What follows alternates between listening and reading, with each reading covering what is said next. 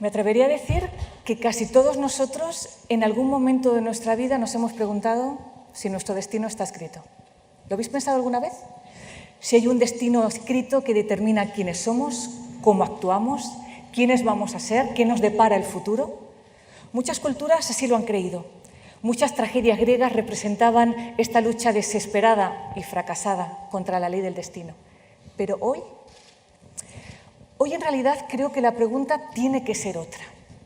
¿Y si lo que está escrito es lo que determina nuestro destino?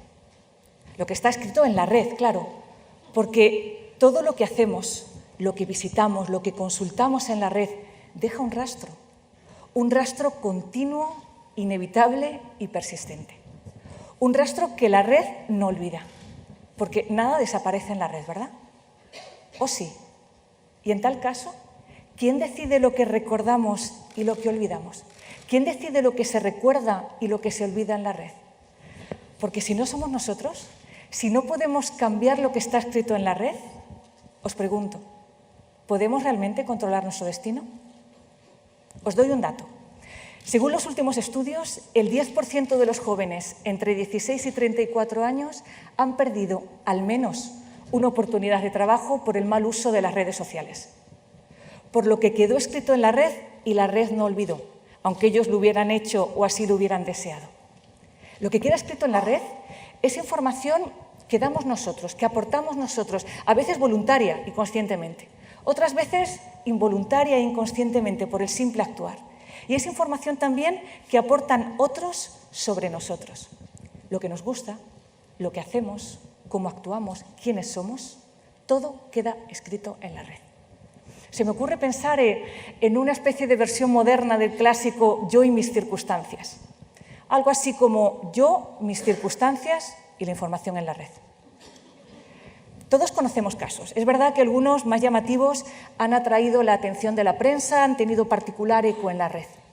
Una profesora de colegio que recibe una carta inesperada de despido por unas fotografías que había publicado en Facebook y que el colegio no consideró adecuadas porque aparecía con bebidas alcohólicas en la mano.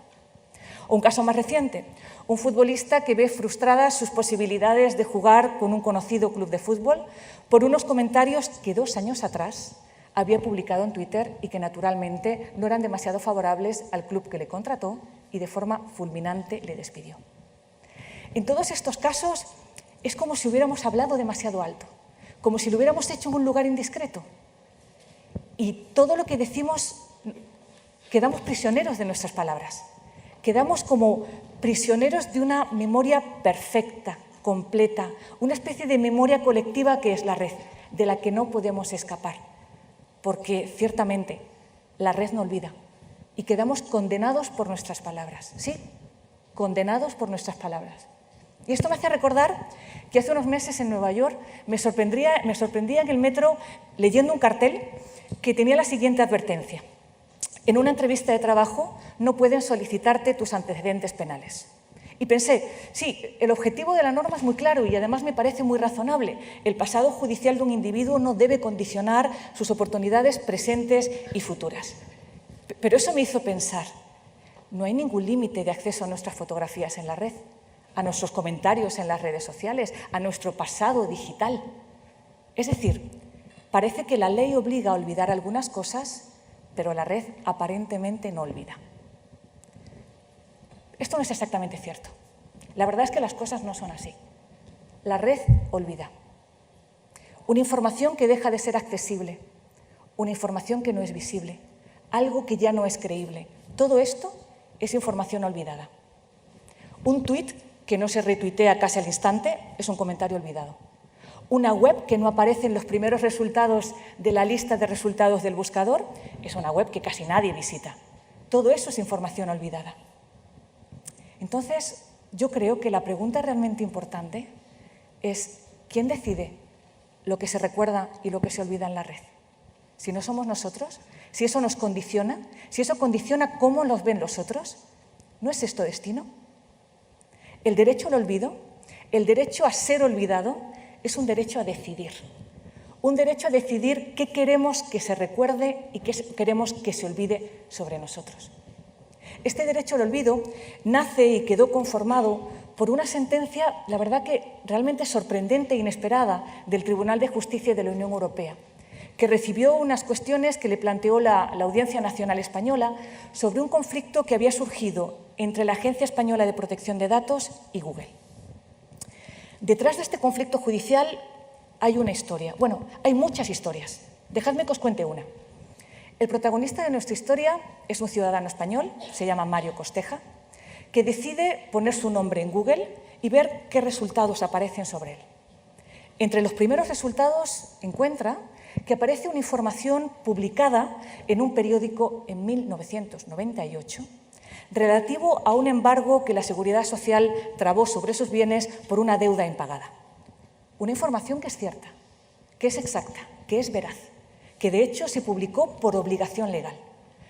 Nuestro protagonista, Mario Costeja, no puede ir contra el periódico y solicitarle que retire esta información. No puede ir a la fuente. Por eso, el derecho al olvido implicaría que él puede ir contra el buscador, contra Google. Pero Google no es la fuente de la información. Sin embargo, Google es el que le da visibilidad. Favorece que la recordemos e impide que se olvide.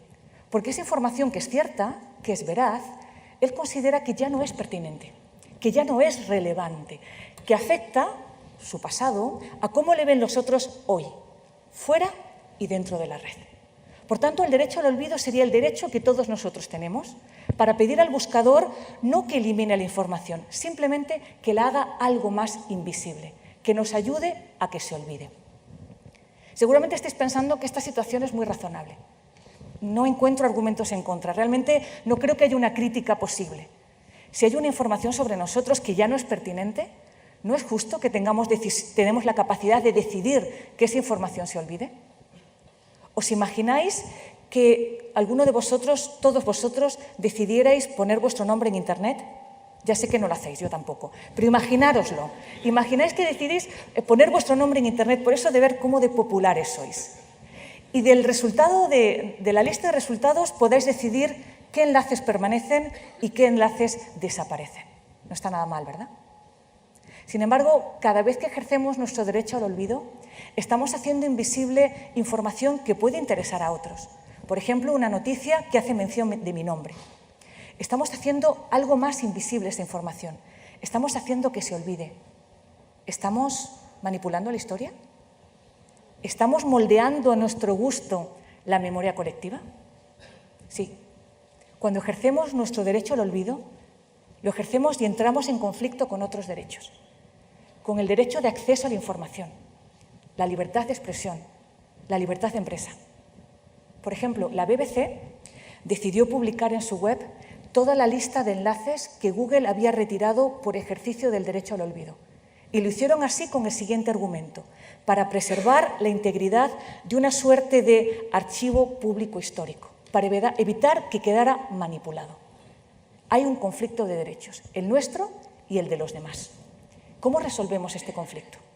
Pero es que yo me pregunto, ¿no será que en la red todos nos hemos vuelto personajes públicos?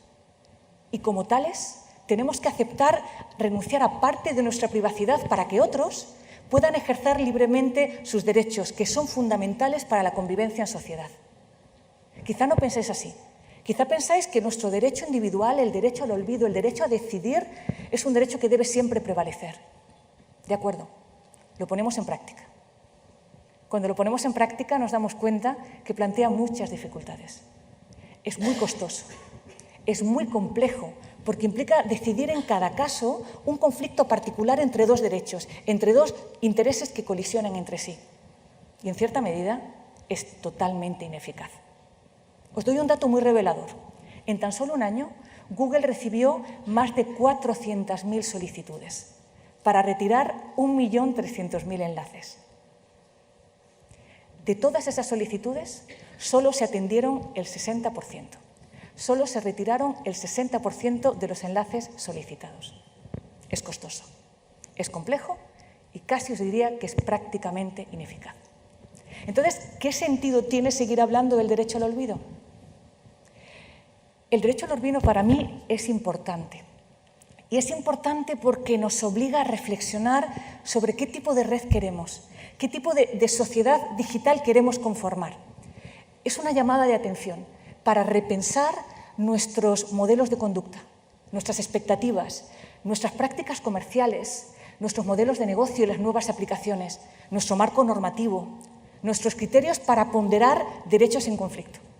Y todo esto, las pautas de conducta, los modelos de negocio, las normas, todo eso debe evolucionar conscientemente hacia el tipo de red que queremos conformar, en función de un equilibrio pactado, comprometido, de un equilibrio de intereses y derechos que acordemos como sociedad. Podemos pensar que queremos en realidad construir una red de personas donde nos veamos reflejados y nos reconozcamos y los otros nos reconozcan también. Simplemente pensad en ello. Y, por supuesto, sed vosotros los que decidáis qué queréis recordar y qué queréis olvidar.